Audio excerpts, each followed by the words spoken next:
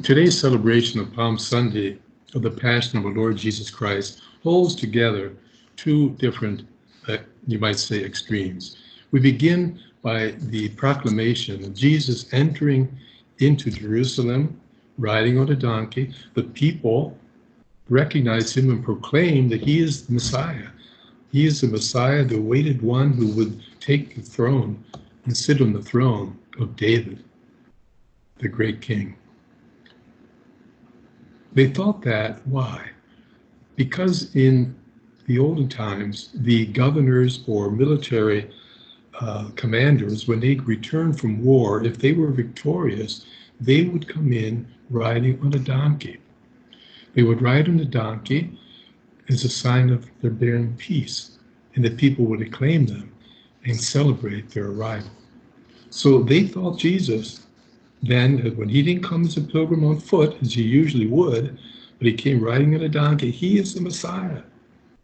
And they acclaimed him. And I'm sure the disciples were right there among them because they had a hard time accepting the three predictions that Jesus made, that he would be the Messiah, but his way to Jerusalem would be to that establishing the kingdom will be through his passion and death and ultimately resurrection.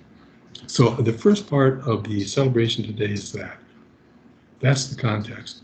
Soon after the procession, when Jesus gets into Jerusalem, we get into our temples and the readings progress, we end up reading the Passion of our Lord Jesus Christ, and this year according to St. Matthew.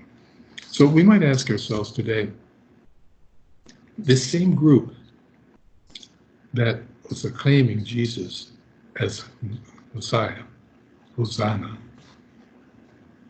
would soon, a few days later, be shouting, "Crucify him, crucify him." One of the main questions we need to ask ourselves today is, where do I fit into that story? Because this is about me, this is about you, this is our story. Where do we fit? Do we fit into that first group we proclaim? We do sometimes, many times. When we go to church, we proclaim, we profess our faith. You are our God, you are our Lord, you are everything for me, you are my first love. I am your disciple. But then, at times in our everyday life, we end up betraying that. When we make choices or decisions which are not in conformity with the reign, the type of reign and kingdom that God has come to establish in Jesus. And this is what, where we fall into these two categories. Now today, I think in this Palm Sunday, it's a very special time again, just like our whole Lenten season has been very special because of this pandemic we're in. We're all homebound and so sheltered in place, as I said.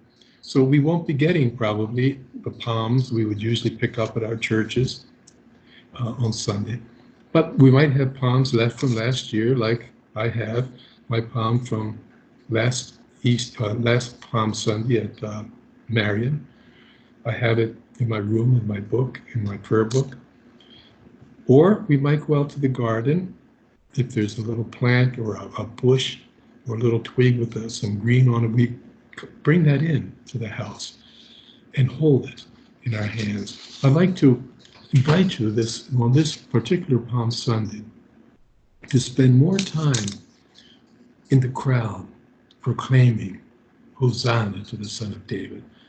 We need to take that time because we're living in times of darkness, in times of death, of stress, of isolation.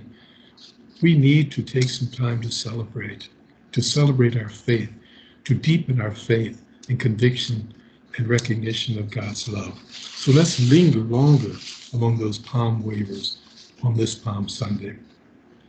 When I was in Chile living under the dictatorship of Augusto Pinochet for 16 years, people were suffering, people disappeared, people were killed. Women with little children had to struggle to see how they could to feed their children. And all kinds of works of solidarity would spring up. When I was in Guatemala, living under a situation of great violence between the strife between the guerrillas and the rich landowners backed by the military, who would eliminate anyone who would fight for justice, for land reform. And I used to ask myself, how do people survive in this situation? How can they maintain hope in what appears to be a hopeless situation? And I began to discover as I walked with them and journeyed with them that they knew how to celebrate little victories. They knew how to celebrate a work of solidarity. When someone would reach out to them in their need to give them a hand, when someone would come and comfort them in their sorrow if they lost a son or a daughter who was disappeared or murdered. They would celebrate names days, birthdays, the posadas for Christmas. They would celebrate these little things, but that, I'm convinced, is what sustained them, would help to keep their faith and hope in what appeared to be hopeless situations. Some of that is happening in our world today. The other day I had a phone call from friends, very dear friends of mine in Spain, and they called about 8 o'clock at night. And just then, they went out to the balcony of their apartment building and held up their iPhones so that I could hear and see all the people coming out of their apartments, lighting and flipping on and off the lights in their apartments, or clapping as a sign of support and solidarity for all the frontline workers, the doctors, the nurses, the police, the fire person, men and women, the ambulance drivers, those who were really on the front line fighting this disease and attending to the sick and the needy, those giving food out to the homeless. And the same thing is happening in the States. We're seeing it now more and more as television shows and newscasters many times now are ending, after giving us so much grim news, they're ending with these little clips, interviews, showing how this is bringing people together. These are signs that the kingdom that Jesus came to establish is a kingdom not of power, not by imposition. It's a kingdom of humble service and solidarity. This is a sign of God's kingdom among us.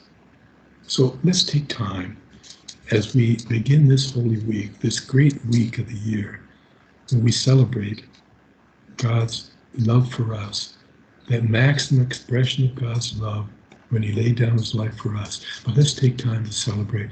Hold these palms in our hands, meditate on them, and let's sing our Alleluia. Let's participate in the excitement of that crowd, the excitement and the joy of being people of faith, of knowing that God loves us, that there is no one and nothing that can separate us from God's love.